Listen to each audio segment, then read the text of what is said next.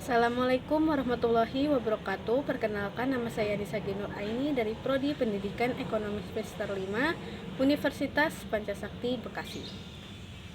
Saya akan menjelaskan materi tes mata kuliah evaluasi pembelajaran dengan dosen pengampu Bapak Sujana MPD.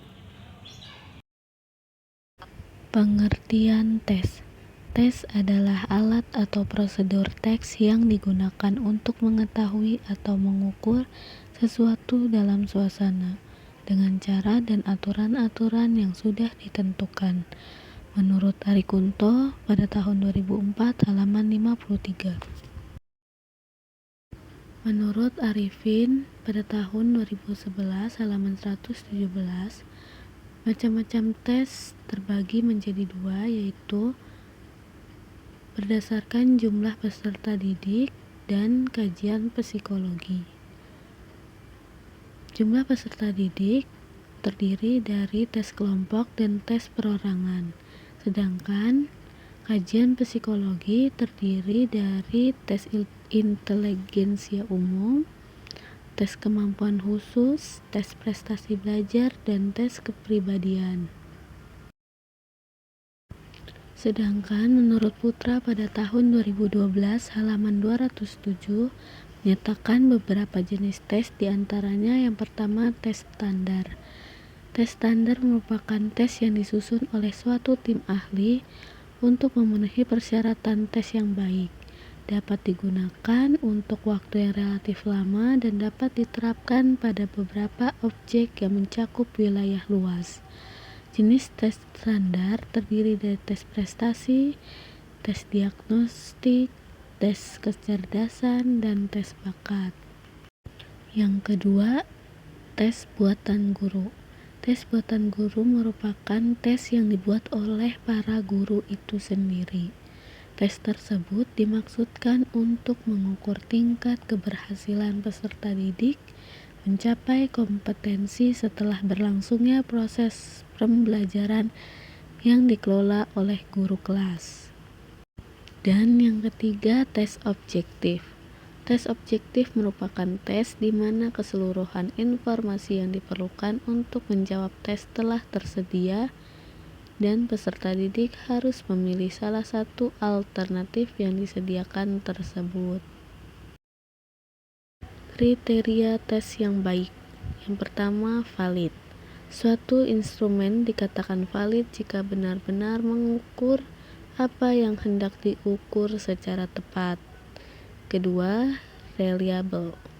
Suatu instrumen dapat dikatakan reliable jika memberikan hasil yang tetap apabila diuji berkali-kali. Yang ketiga, relevan. Instrumen yang digunakan harus sesuai dengan kompetensi inti, kompetensi dasar, dan indikator yang telah ditetapkan. Yang keempat, representatif. Materi instrumen harus benar-benar mewakili seluruh materi yang disampaikan.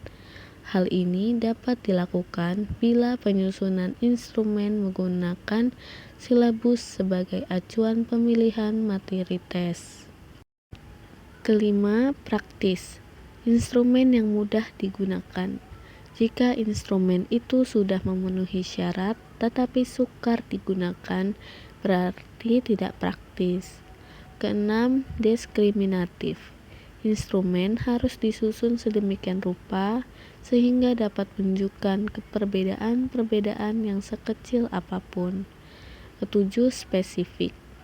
Suatu instrumen disusun dan digunakan khusus untuk objek yang dievaluasi. Dan yang kedelapan, proporsional. Suatu instrumen dikatakan proporsional jika memiliki persebaran yang seimbang antara soal yang sulit, sedang, dan mudah. Tahapan pengembangan tes. Menurut Sukma Dianata pada tahun 2012 halaman 190, tahapan pengembangan tes terdiri dari yang pertama, studi pendahuluan, yang meliputi studi literatur, studi lapangan, dan penyusunan draft awal produk. Yang kedua, uji coba dengan sampel terbatas dan lebih luas. Dan yang ketiga, uji produk melalui eksperimen dan sosialisasi produk. Lalu menurut Adams dan Weyman, pada tahun 2010, tahapan pengembangan tes yang pertama, penggambaran tujuan pengujian dan ruang lingkup konstruk atau tingkat domain yang akan diukur. Kedua, pengembangan dan evaluasi dari uji spesifikasi. Ketiga, pengembangan, pengujian lapangan, evaluasi, pemilihan item, dan panduan skor serta prosedur. Dan yang keempat, rapat dan evaluasi dari tes untuk penggunaan operasional. Tahapan pengembangan lebih detail dijelaskan oleh Putra pada tahun 2012 halaman 123 sampai 127 bahwa langkah-langkah penting yang dapat dilakukan sebagai berikut. Yang pertama, menentukan tujuan penelitian. Tujuan penelitian sangat penting karena tiap tujuan memiliki penekanan yang berbeda-beda. Yang kedua, memperhatikan kompetensi yang ada pada silabus, merupakan acuan atau target utama yang harus dipenuhi, harus diukur melalui setiap kompetensi yang ada.